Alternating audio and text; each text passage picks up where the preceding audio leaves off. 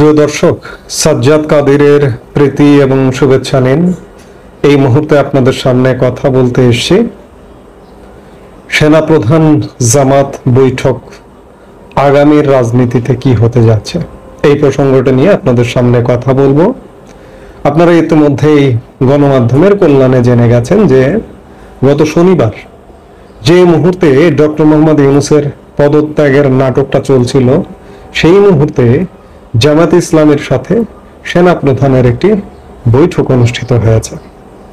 আমি ওই সময় পদত্যাগ নাটকের একাধিক ভিডিওতে এটি বলেছিলাম যে ডক্টর মোহাম্মদ ইউনূসের পদত্যাগ নিয়ে সবচেয়ে বেশি উদ্বেগের কারণ জামাতের, উৎকণ্ঠার কারণ জামাতের, কারণ জামাত সবচেয়ে বেশি বেনিফিশিয়ারি।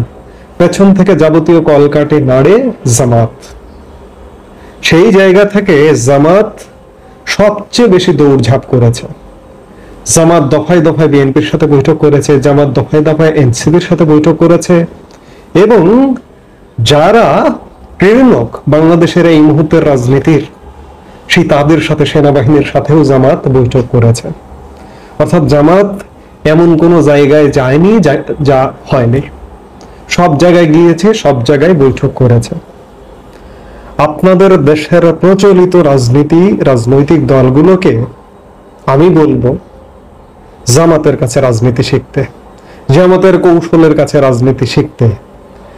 জামাত সেনাবাহিনীকে কনভিন্স করেছে, বিএনপিকে কনভিন্স করেছে, এনসিপি তো তাদেরই তাদেরই অংশ যদি বলেন হতে পারে। সেই জায়গা থেকে জামাত সেনাবাহিনীকে কনভিন্স করে ডক্টর মোহাম্মদ ইউনূসকে সেনাবাহিনী কর্তৃক কি একটা সিগন্যাল দেয়নি? আপনি কি মনে করেন? সিগন্যাল ছাড়া, সেনাবাহিনীর সিগন্যাল ছাড়া ডক্টর মোহাম্মদ ইউনূস টিকে আছে? অসম্ভব। সেনাবাহিনীর সিগন্যাল ছাড়া এক মুহূর্ত ডক্টর মোহাম্মদ ইউনূস থাকবার কোনো এখতিয়ার নাই এবং থাকা সম্ভব না। এক মিনিট না, 1 মিনিট আগে বলবে যে আপনি চলে যান, 1 মিনিট পরে ডক্টর ইউনূস চলে যাবে। সেই জায়গা থেকে সেনাবাহিনীতে থেকে অবশ্যই সিগন্যাল দেওয়া হয়েছে। গতকালকে সেনাবাহিনীর ব্রিফিং এ কি দেখলেন? সরকারের সাথে সেনাবাহিনীর কোনো মুখোমুখি ঘটনা নেই, মুখোমুখি হবার ঘটনা নেই। সরকার এবং সেনাবাহিনী একসাথে কাজ করছে। অর্থাৎ ডক্টর মোহাম্মদ ইউনূসের সরকার সেনাবাহিনীর সরকার, সেনা সমর্থিত সরকার এবং জামাত সমর্থিত সরকার। সেই জায়গা থেকে জামাত বর্তমানে দেশ শাসনে নেপথ্য ভূমিকায় অবতীর্ণ হয়েছে। আগামীতে পাকাপোক্তভাবে জামাত আসবে যে এটি এক প্রকার নিশ্চিত। আমার বোঝা হয়ে গেছে, আমার ক্যালকুলেশন হয়ে গেছে। আমি 5 আগস্ট পরবর্তী সময়েই বলেছিলাম, আবারও বলছি, এর মধ্যে অনেক কথা বলেছি, কিন্তু একটা ক্যালকুলেশন কমপ্লিট যে জামাত দেশ জাহান্নামে যাক, দেশ যাই হোক না কেন, আগামী যে নির্বাচনটি হতে যাচ্ছে, সম্ভাব্য সময় বিভিন্ন জায়গা থেকে, বিভিন্ন ফোরাম থেকে শোনা যাচ্ছে যে ফেব্রুয়ারি নাগাদ নির্বাচনটা হবে। যেভাবেই হোক আগামীর ক্ষমতায় জামাত। আওয়ামী লীগ, বিএনপি, আওয়ামী লীগ তো নেই। আওয়ামী লীগ আদৌ নির্বাচন করতে পারবে কিনা সে ব্যাপারে সন্দেহ সংশয় আছে। বিএনপি নির্বাচন করতে পারবে, কিন্তু বিএনপি আসলে আগামীতে ক্ষমতায় যাবে না, ক্ষমতায় যেতে দেওয়া হবে না। জামাতের কৌশলের রাজনীতির কাছে বিএনপি একদম নস্যি। এই যে এত বড় একটা সিচুয়েশন ঘটে গেল, জামাত কিন্তু ম্যানেজ করে ফেলেছে, এবং ম্যানেজ করে ফেলবার কারণে এই বর্তমান যে পরিস্থিতি, ডক্টর মোহাম্মদ ইউনূস টিকে গেল। হয়তো সামনে নানা রকম সমস্যা আসবে, যে আজকেও সচিবালয় উত্তাল, এখানে উত্তাল, সেখানে উত্তাল, মব হচ্ছে, এগুলো চলবেই, এগুলো চলতেই থাকবে। দেশের মানুষের খুব সহসা বাংলাদেশের মানুষ যে একটা শান্তির দেশে ঢুকে যাবে, এটি আপনি যদি ভাবেন, আপনি যদি স্বপ্ন দেখেন, আমিও স্বপ্ন দেখাতে আর পারবো না। অনেকে হয়তো বলবেন, এই যে ডক্টর মোহাম্মদ ইউনূস আগামীকাল ভোরে জাপান সফরে যাচ্ছেন, অনেকে ভিডিওতে বলবেন যে এটি তার লাস্ট সফর, তিনি চলে যাচ্ছেন, তিনি আর আসবেন না। সম্পূর্ণ ভুল। ডক্টর মোহাম্মদ ইউনূস ফিরে আসবেন এবং তার এজেন্ডা যতক্ষণ পর্যন্ত বাস্তবায়ন করা, ততক্ষণ পর্যন্ত বাস্তবায়ন করবেন। ডক্টর মোহাম্মদ ইউনূস জামাতের সরকার প্রধান, ডক্টর মোহাম্মদ ইউনূস সেনাবাহিনীর সরকার প্রধান, বিএনপির নয়। এর মধ্যে আরেকটি কানাঘুষা আছে যে গত 12 মে যখন প্রজ্ঞাপন জারি করে আওয়ামী লীগের কার্যক্রম নিষিদ্ধ করা হলো, 13 মে অসমর্থিত সূত্রের খবর যে বিএনপি নেতা সালাউদ্দিন আহমেদের নেতৃত্বে বিএনপিরও একটি দল সেনাপ্রধানের সাথে সাক্ষাৎ করেছেন। যেটি হোক, বিএনপি সাক্ষাৎ করতে পারেন, জামাত তো সাক্ষাৎ করেছে, সেটি সেনা বাহিনী প্রধানের সাথে, সেটি গণমাধ্যমে এসছে। অর্থাৎ জামাতের নিয়ন্ত্রণে দেশটা।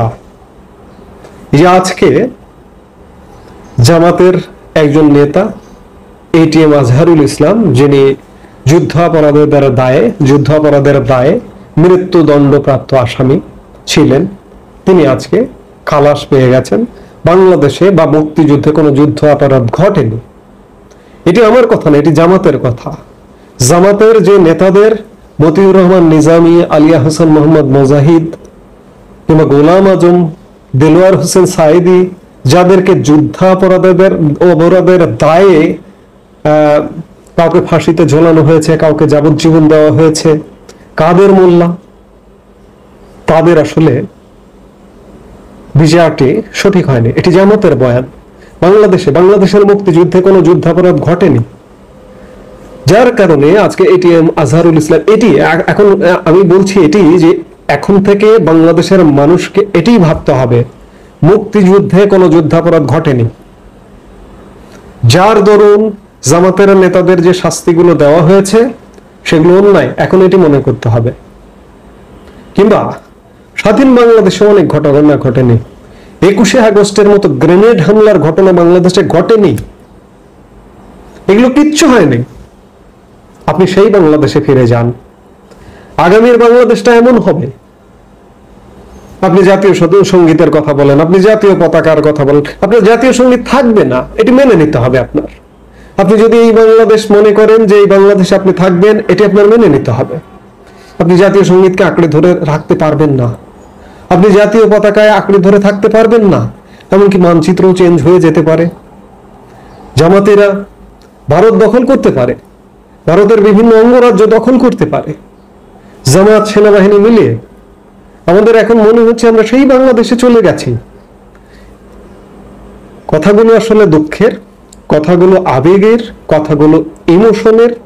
অনেকের হয়তো শুনতে ভালো লাগবে না। আজকে এই পরিস্থিতি হওয়ার জন্য দায়ী আওয়ামী লীগ, এই পরিস্থিতি হওয়ার জন্য দায়ী বিএনপি।